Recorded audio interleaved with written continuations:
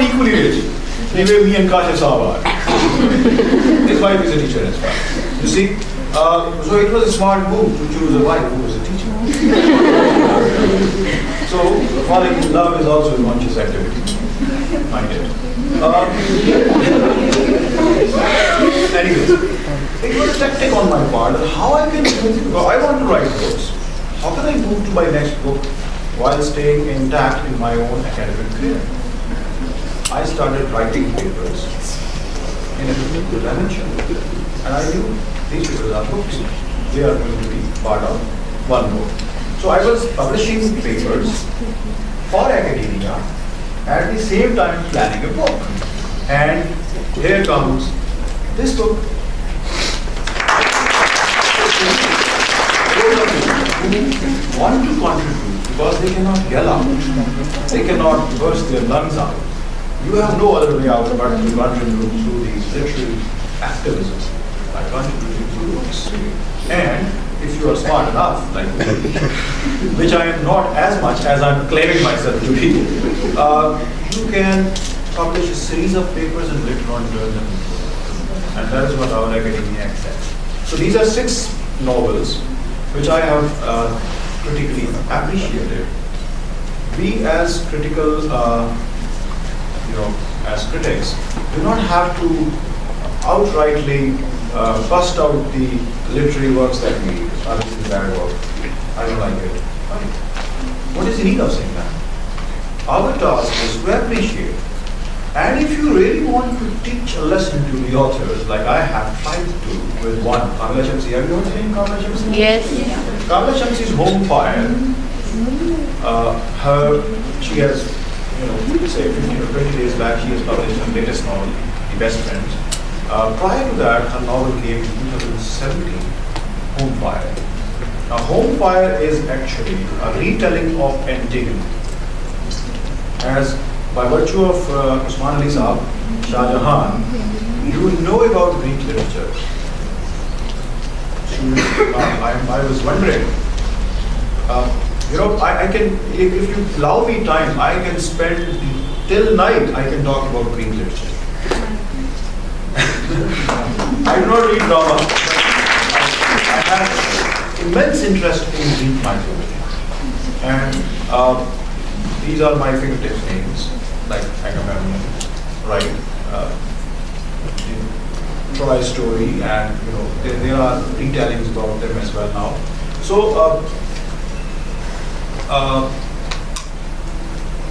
thinking about papers and books is the thing that we can do.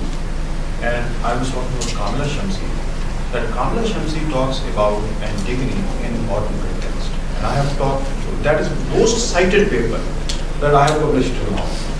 You see, citations are very important. You're feeling sleepy, so I'll be cutting myself short. And actually, I was given only half an hour. Probably, if I'm nearing half an hour, just give me a clue so that I will be shutting myself up. Right? No, but I have to leave for Bhutan as well, and it takes 6 hours to reach there, and I have to drive myself. My wife will be listening to songs, and I'll be driving. Anyways, I was talking about Kamala Shamsi's Home Fire, and I have talked about that in particular novel in the 4th chapter of this book. This is obsessive detoxification versus the albatross of fundamentalism and love as collateral damage in Kamala Shamsi's Home Fire.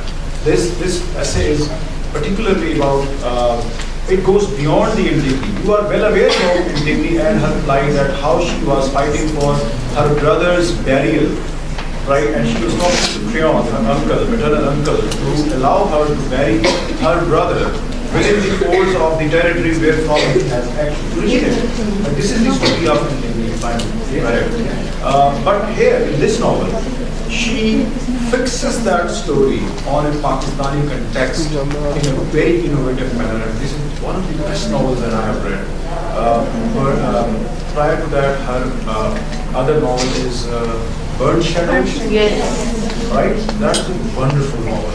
So I am unable to decide which one is the best one, Home Fire or Burnt Shadows. But in Home Fire, Antigone is given a Pakistani name, and she's living in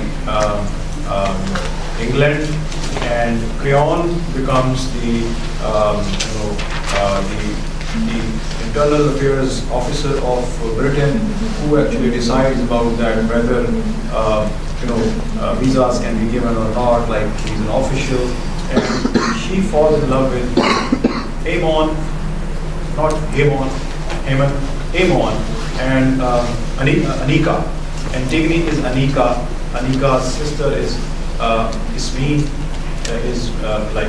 and now their brother is joins. These are the times, this novel is set in those times when there are people from England of various origins, Muslim origins. They are joining ISIS. They would fight Lebanon and those areas, Iraq and those areas where ISIS is having a stronghold, and they're going to fight there. And he's killed there. And when he's brought back, the issue is that whether his dead body should be allowed to be buried in England, or his dead body should be sent to Pakistan for burial. And the dead body is sent to Pakistan. Now, it is a very strange situation. She has played with that situation that if a citizen from England is a terrorist, he is a Pakistan. And if a citizen is assimilating himself within that host culture of England, he is an English. She is questioning, she's tickling that issue. And she is very, very cunningly, very smartly talking about this, but I have taken her to account as well. Because in one of these scenes I see Anika and Amon listening to Chal Chaiya Chaiya. Okay, this is a cultural marker, you can understand. As an author, she was trying to involve a cultural marker, but how the novel ends? The novel ends with a bomb blast, like you see in Dil Se. Mani Ratnam's Dil Se. Have you seen Mani Ratnam's Dil Se? No. How many of you have? Very bad. You don't even see films. Now, I have talked about film as a fifth pillar of literary studies. So now onwards, you must start seeing movies without any pinch of consciousness. You're not wasting your time. You're also looking at a cultural product. Film is a cultural product. And we have to, I try to see as many movies as I can in a day, say 4, 5, 6, 7. So almost a movie a day. Why? Because I know that this is how I can look at one side of production statics, and I can contribute. One of my papers is about music. Have you heard that song Na Tutiya Ve, Nisha Shafi's? Look at yourself, what kind of youngsters are you? Do you have any stories? I don't think so. You might not be able to have your stories there. Right? If you're not looking into stories. So this book is talking about 6 Pakistani writers. There's 2 Pakistani writers, 2 Indian novels, and 2 Sri Lankan novels. So I'm talking about violence cases as they are highlighted in novels.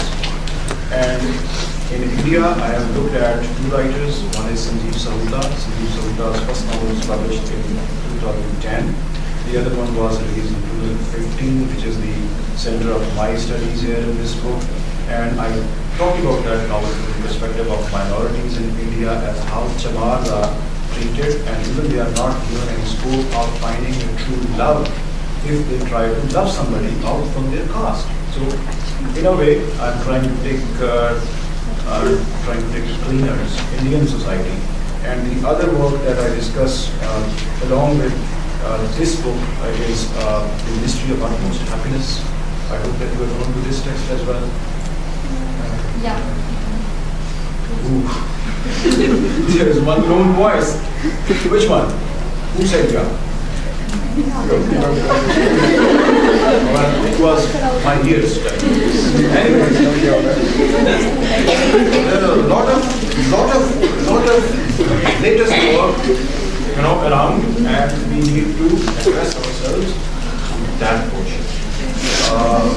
You see. And two Pakistani novels that I was talking about, Aamer is known by earlier, and the other one is Maps for Lost Lovers. It is almost a 2004 novel, but it's very relevant because it talks about the Pakistanis in England and how they are, cleaved apart into different extremes. One is adjust with the English society, and the other is to remain Pakistani. So the novel talks about the murder, about the honor murder of a young lady, Chanda, and her brothers kill her, whereas they themselves are having their own relationships out of wedlock. The one is having a relationship with a sick lady, but when it comes to their sister, they kill her straight away. So in English context, how Nadeem Aslam is trying to talk about Pakistani predicaments in Kamla Shamsi's own time. So when I say diasporic predicaments, I say that it is not easy for Pakistanis to live in England, right? My brother-in-law lives in England. He has bigger views, and he says that I'm more of a Muslim than you are. So why I'm not that big of a Muslim? Well, I'm living among Muslims. There are predicaments of Pakistanis in British society. And the other two novels exclusively by one writer, my favorite writer. So in a way I'm trying to, those of you who have not read about these writers or do not know about these writers, I will ask you to go and grab these works and start reading them because they are wonderful novels. And you will, if you like them, just do a little bit of law on them, right? Because I believe you will do that. The other novelist is Aamer. He's a young boy. He's 10 साल right? Like आप लोगों से 5-6 साल बड़ा होगा या 7 साल बड़ा होगा. He has written 2 novels by now.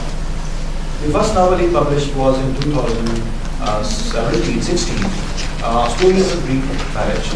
A Story of a Greek Marriage is a story about the war front of 26 years war in Sri Lanka between the Sinhala government and the Tamil Indian Hindu Tamils. So those 26 years of war have seen immense violence in between and led towards the complete rupture in the Sri Lankan society. And since 2009, when the war ended, that was started in 1983, 26 years war, we have very disturbing images. The very first image that I read in that novel on the very first page was of a boy with one arm and one leg missing on either of the sides. Just imagine. Probably he gave this image to hold a crutch to the other shoulder so that he can walk. If he was having completely one side away, cut, then can you imagine that person? So such disturbing images, as in the previous lecture you were looking at different images. Aamer Progressive gives us those images and tries to fix us in the memorial history of Sri Lankan people as well as the world. So with the help of different methodologies, different theoretic perspectives, I have tried to link all these novels into one dimension of contemporary South Asian Anglo communication when talking about 3 different ways. So I have given a recipe in this book to various other incoming scholars to devote themselves to these 3 different ways of, critical ways of looking at these 3 different fictions coming from India, Pakistan and Sri Lanka. Whereas we know that there are some other countries in South Asia, like we have Nepal, like the Maldives, we have Iran, is part of South Asia as well, like Afghanistan. So you see that there is a lot big body of literature that we can utilize upon. So I will be cutting myself here because I believe that we are out of time. These are my works, these are my humble contributions, and I look forward to make some more contributions till I die. I hope so. Just pray for me, and I hope that people are able to find your way out as well from this academic pursuit of yours. It is an academic pursuit, of course, and you are supposed to be literary critics in the future, inshallah. For that, we will devote ourselves to delivering books non-stop.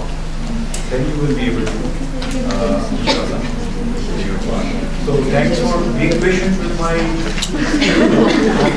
waiting patience. Thanks a lot.